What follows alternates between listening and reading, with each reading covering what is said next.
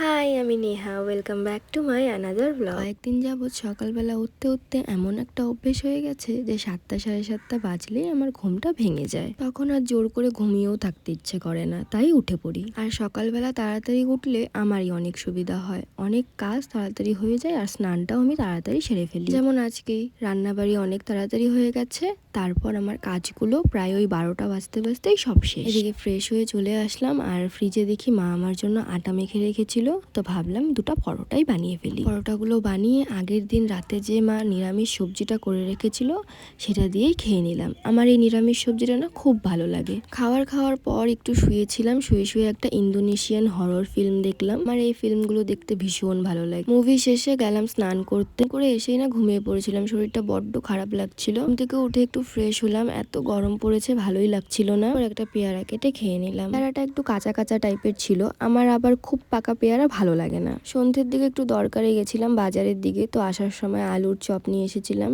আর রাতের খাবারে আজকে মা বানিয়েছিল মাছের ঝোল। So yeah, that's for today. By.